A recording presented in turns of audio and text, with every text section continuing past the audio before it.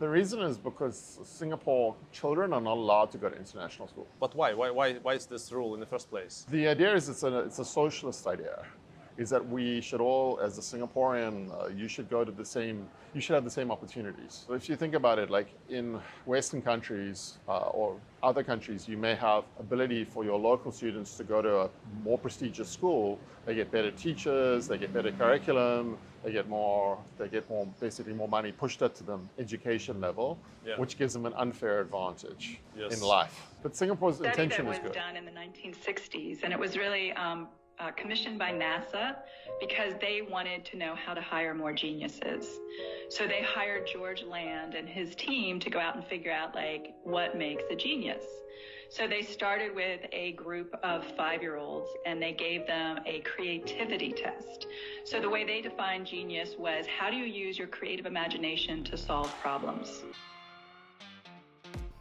Dames en heren, jongens en meisjes, welkom naar de Glory Today show. Wat een show ik heb voor jullie. Ik heb echt een hele toffe show vandaag. En hopelijk gaan jullie ook hiervan genieten. Tijdens de voorbereidingen was ik echt aan het zoeken van welke onderdeel of welke onderwerpen kan ik gaan benaderen voor deze show. En ik kom opnieuw van over onderwijs. Onderwijs heeft een hele grote impact in onze samenlevingen vandaag. We zien het door hoe we met elkaar omgaan, sowieso de jonge generatie, generation, how do you call them, Z. Dus daarom ging ik even kijken van, oké, hoe zit het dan met onderwijs? Vergelijkingen met andere landen. En sowieso in Amerika, ik kijk even echt in de VS, omdat dat heeft een hele grote impact op ons allemaal, op jullie, zoals ik. En we kijken heel veel content uit deze omgevingen. En als je TikTok kijkt, Instagram, weet je, alles heeft te maken met vaak veel content uit de VS, uit Amerika. Dus onze eerste onderwerpen vanavond draait om onderwijs. En we hebben echt fascinerende inzichten in de verschillende zeg maar, tussen het onderwijs in Singapore en Amerika. Dus daarna gaan we dat even een beetje indiepen. Kijk gewoon van oké, worden wij hier wijs van of niet?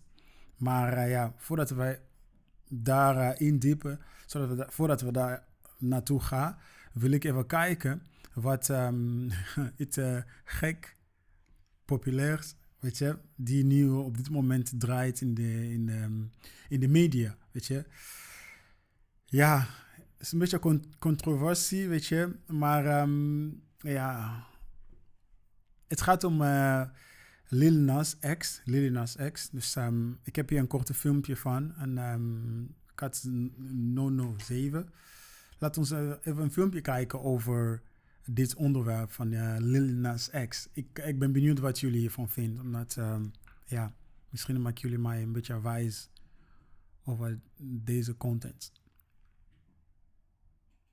Great example recently, Lil Nas X, he once sort of broke the internet because it was so outrageous that he was twerking on Satan.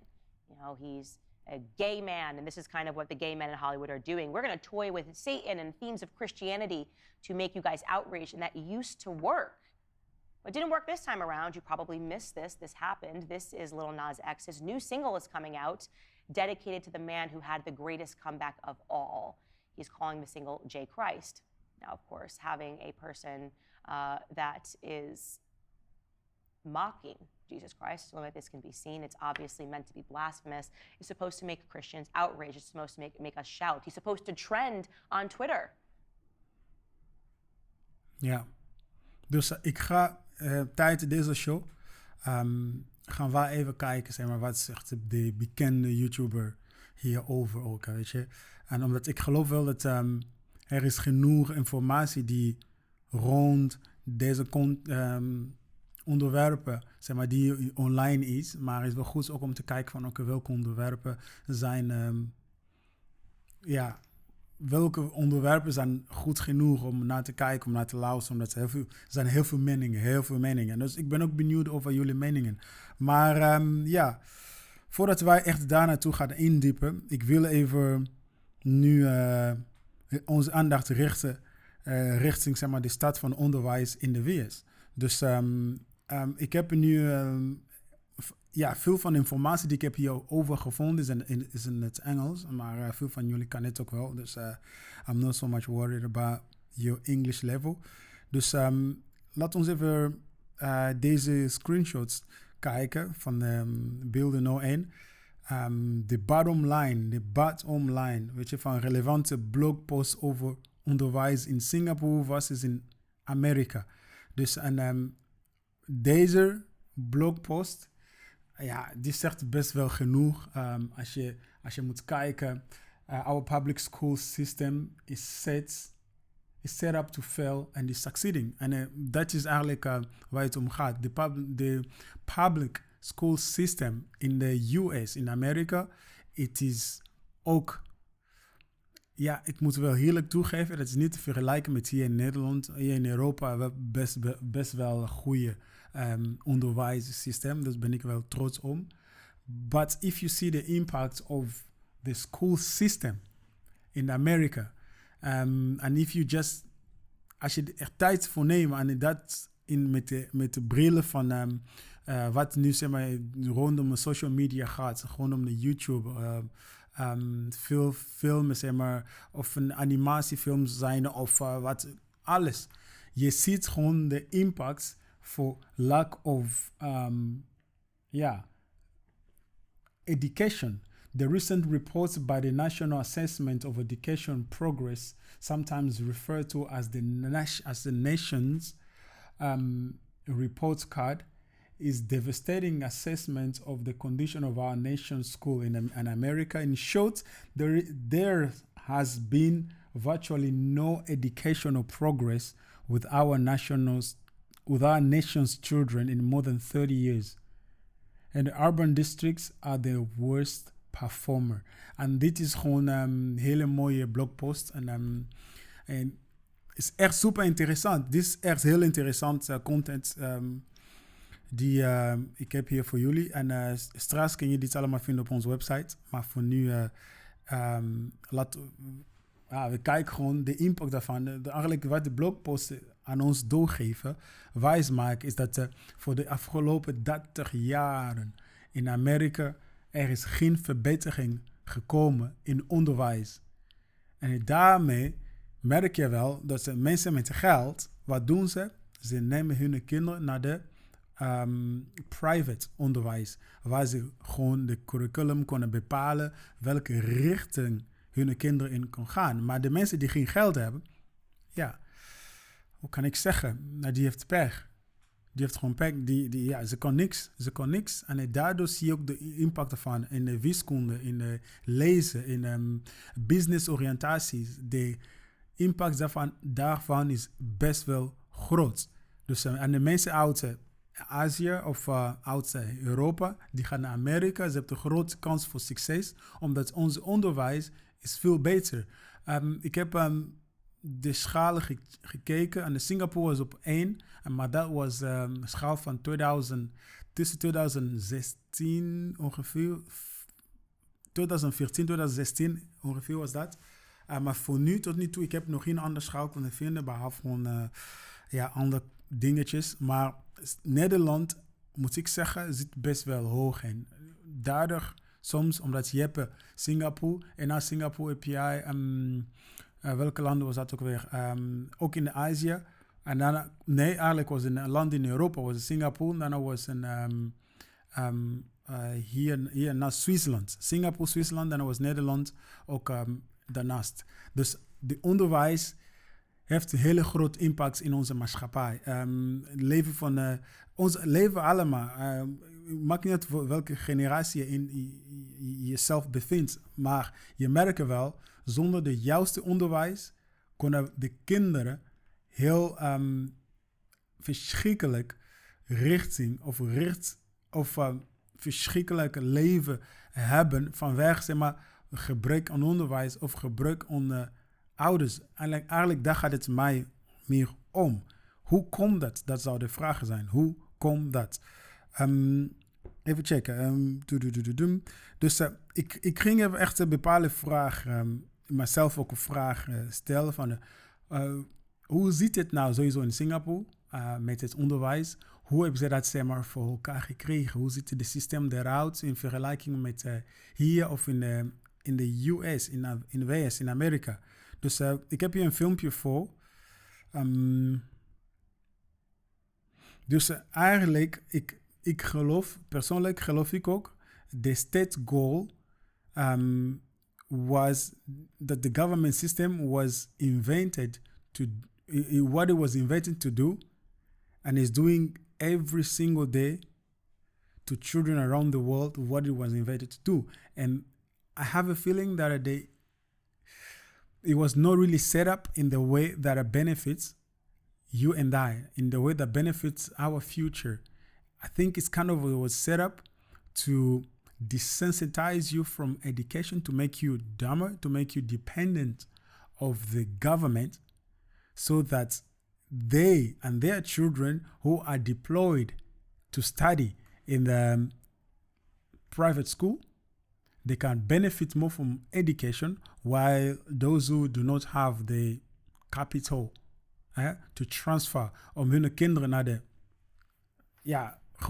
privé school te sturen, dan hebben ze gewoon pech. Ze hebben gewoon pech, ze kan niks vooruit. Je kan niet vooruit, omdat de zakenwereld, die eisen bepaalde grenzen, bepaalde hoogte, zeg maar, qua intelligentie. Maar als je dat niet hebt meegekregen in een jongen af,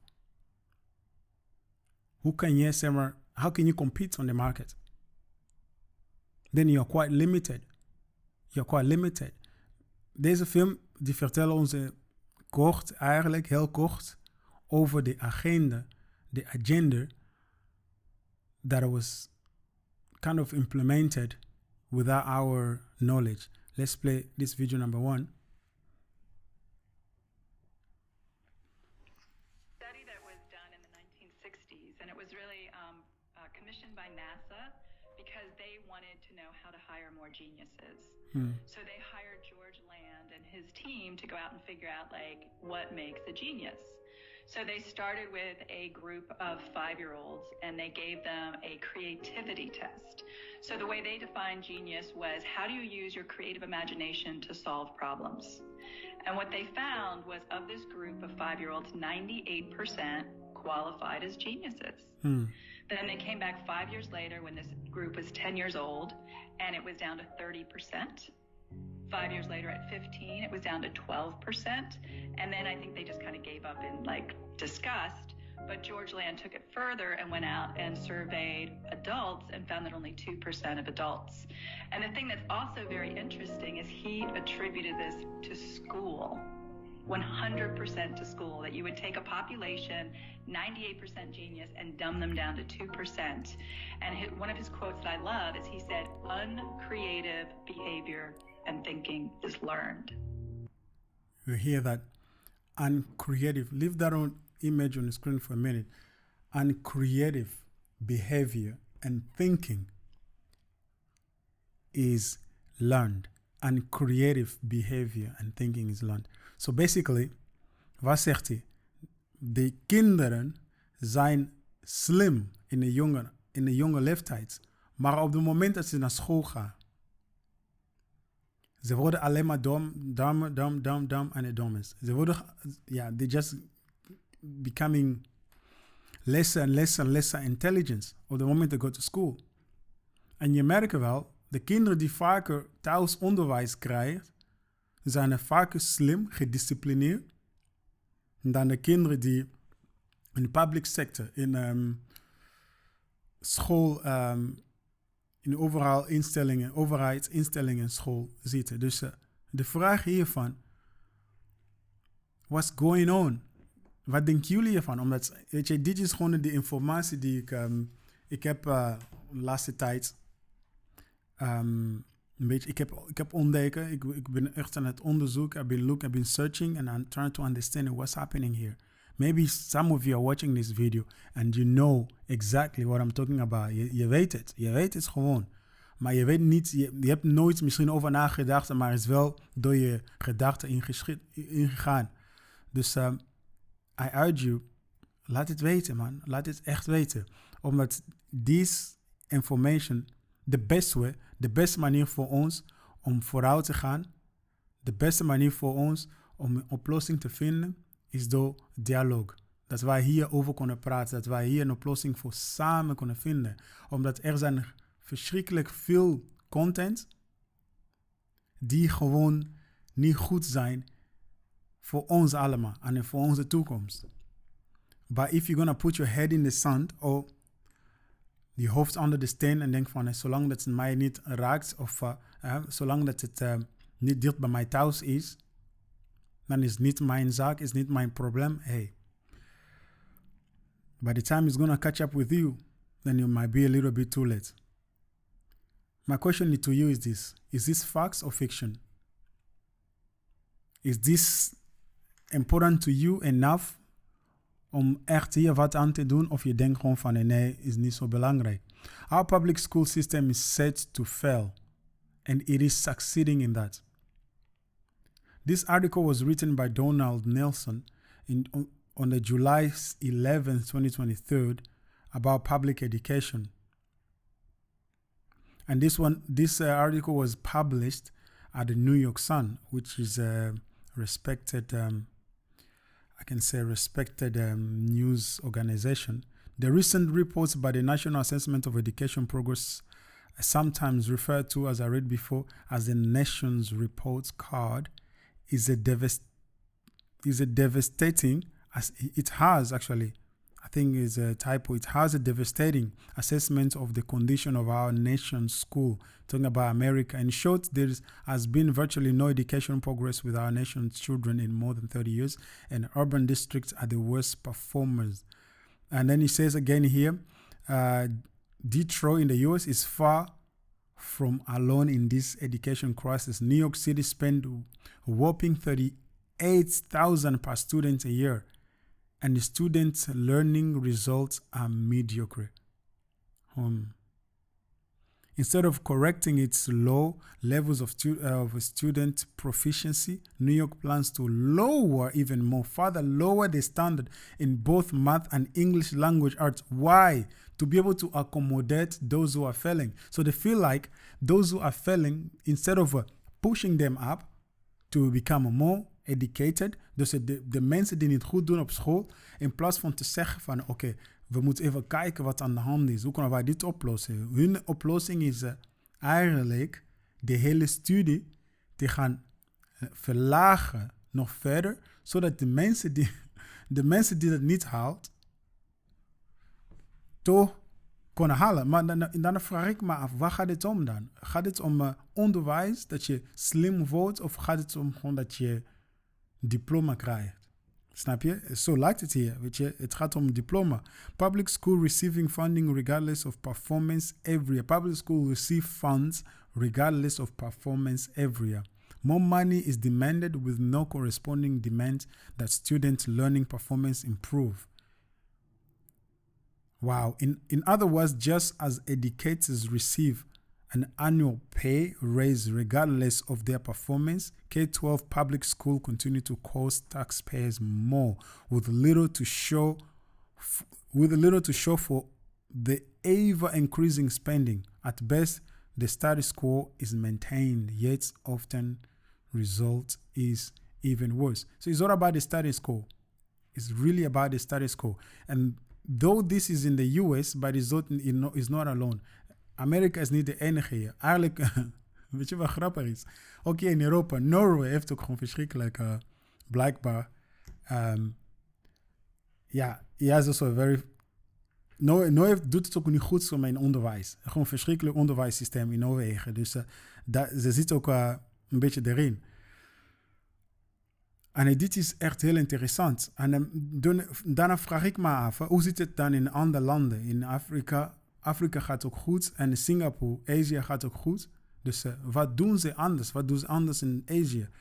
Dus ik heb hier een filmpje over Singapore, Cats 902. Dus waar ze vertellen, eigenlijk is iemand uit de Westen, die is daar naartoe gegaan. En hij woude zijn kinderen op school zetten. En toen heeft hij eigen systeem ook ontworpen, gecreëerd daarin. Dus let's listen to him. Is een ik denk 2 minuten filmpje. Dus ik ben benieuwd wat jullie hiervan vinden. En hey, alsjeblieft, laat een comment, laat het horen. Omdat, ik ben echt heel erg benieuwd wat jullie take hierin is. I'm really curious about what you guys think about this. How you get into the educational business? The education business was through my own needs. My children needed to go to school. The schools are really expensive in Singapore. I have 3 kids, and I realized that at the time there were no affordable schools. So we started with Invictus, built Invictus, sold Invictus, and then bought a nice rich house. It's my next one. Yeah. But along the way, I built a few schools with Invictus. We built schools in Singapore, Hong Kong, Cambodia, and then now it's spread into Thailand, Malaysia, a few other countries, China. What do you say, like, how different is... Zie, dat is ook een oplossing die je kan hebben. Als je bijvoorbeeld denkt van het werkt niet, dit systeem. In plaats van klagen, je kan gewoon nieuwe systemen gaan ontwerpen binnen het systeem die er is. There are a couple of ways to do it, but basically it's not really something that the local government wants, the Singapore government wants. They want it to be for locals. The reason is because Singapore children are not allowed to go to international school. But why? Why is this rule in the first place? The idea is it's a socialist idea. Is that we should all, as a Singaporean, you should have the same opportunities. So if you think about it, like in Western countries or other countries, you may have ability for your local students to go to a more prestigious school. They get better teachers, they get better curriculum, they get basically more money pushed up to them education level, which gives them an unfair advantage in life. But Singapore's intention is good. The intention for everyone having an equal education system is a good idea. It's just that people, by nature, will try to give their children a leg up. And then if you look at it from a perspective of Singaporean teachers stricter than international teachers, of course, they've been taught to manage larger classes, so they have to be a little stricter. In terms of the math side, I said Singapore maths is one of the best maths in the world from a curriculum perspective. So, and if you follow that and you're determined and you study hard, you're going to get good marks. Typically, I would say if you look at Singapore maths, it's probably a grade ahead of where a normal education system would be. Amazing. Amazing, amazing. Why is Singapore's school system so successful? The question is it a model for the West? For more than a decade, Singapore, along with South Korea, Taiwan, Japan, Shanghai, Hong Kong, and Finland, has been at or near the top of international language table that measure children's ability in reading, math, and science. This has led to the considerable sense of achievement in Finland and East Asia, and endless handwriting and the scratching? Okay, hand scratching in the West. So handwriting, okay, hand scratching, I get it. What then the Singapore teacher do in a classroom that is so special? That's also another question. What do they do there that is different than what is being done in the West? Bearing in mind that there are substantial differences in classroom practice between as well as within the top performing countries.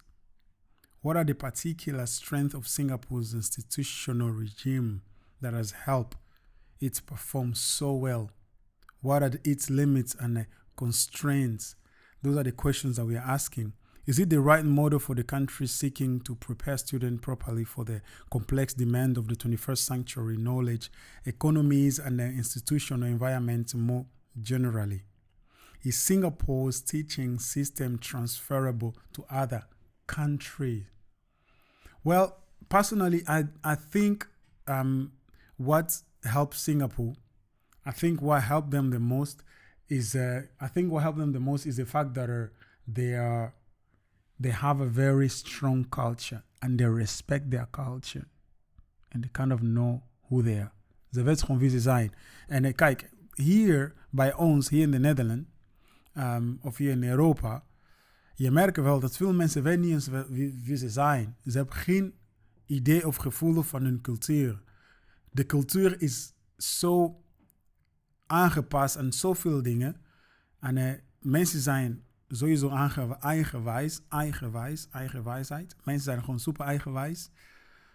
Mensen, ze hebben gewoon eigenlijk de oude manier losgelaten. Ze luisteren niet. Iedereen doet gewoon wat ze wil, wanneer ze wil. Dus je merkt wel dat de hele dingen wordt alleen maar complex. Daardoor wordt het lastig. En ik hoor iemand zeggen the key to education is that those who want education have to be able to listen. And those who want to educate have to be able to speak. So whenever they speak, you have to be able to listen. But if every time they speak, you're ready to discuss, you're ready to reject, you're ready to rebuttal, then it becomes... Het wordt alleen maar lastig. Het wordt alleen maar lastig, zeg maar. En ik denk dat in Singapore, the teacher is the boss over the classroom. Is the chef, has the final say. And because of that, you are seeing results in the education system. The logic of teaching in Singapore's education system is the products of distinctive, even unique set of historical, institutional, and cultural influence. As I was saying, culture is very important. These facts go a long way to help explain why the educational system is especially effective in the current assessment environment, but it also limits how transferable it is to other countries. Exactly because of that, because of culture, is cultural. It is cooked and baked within their DNA. So that respect for elder, for teacher, for your parent, and also I was studying and I read also that Singapore value good ethics a lot, more ethics. So there is no corruption. They fight against corruption in the country if there is any.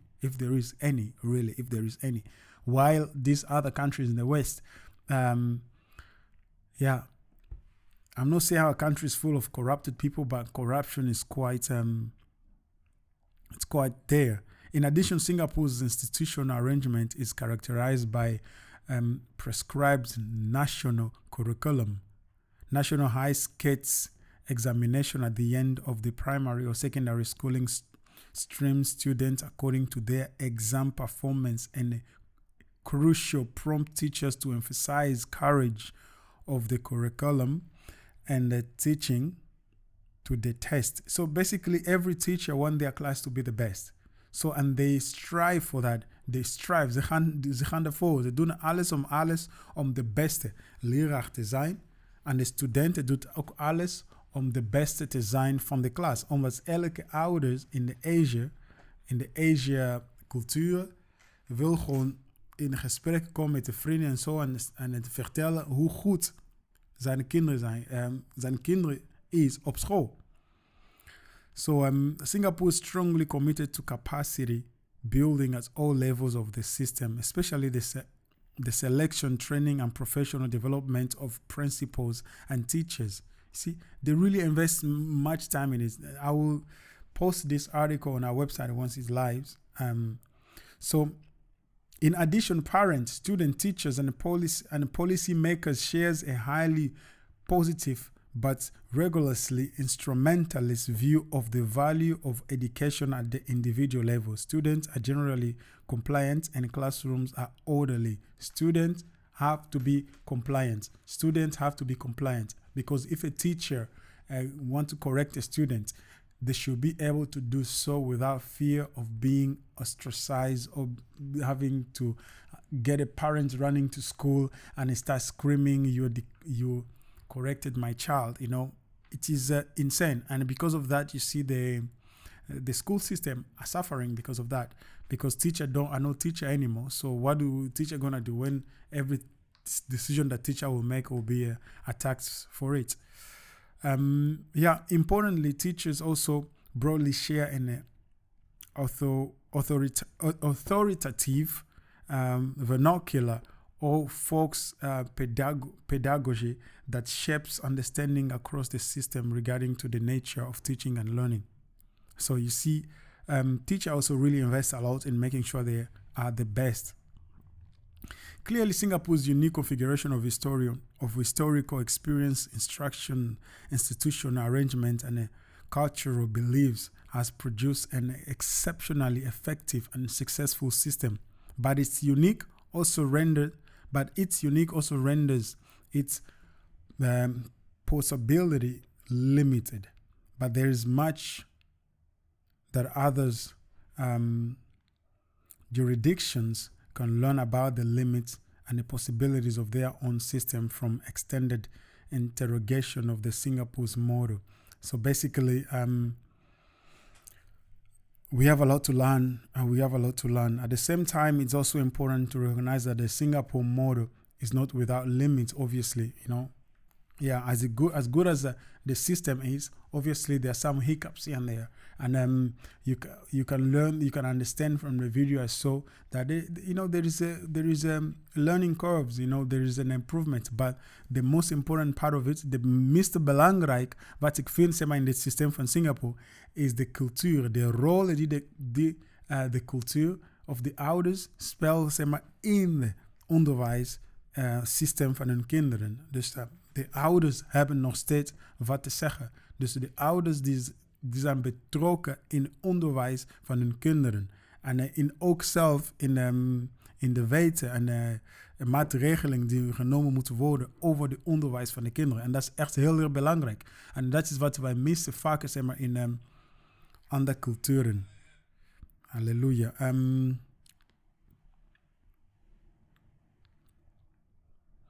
The Asian financial crisis of the late 1990s challenged policymakers to take a long, hard look at the educational system that they developed.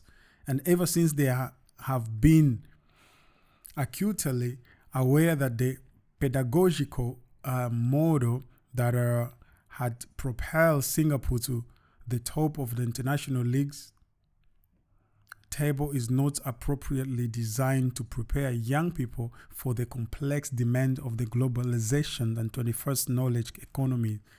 So there you have it, So actually the Asian, when they had what you call it? They had this financial crisis back in 1990 that challenged them. It really challenged them into trying to understand, okay, how can you prevent this from happening again? And you can see us here, the definition of insanity has been adopted in our system. People are doing the same thing over and over again and complaining because they're expecting different results, but there are no different results. Why? Because you keep doing the same things, keep making the same mistakes.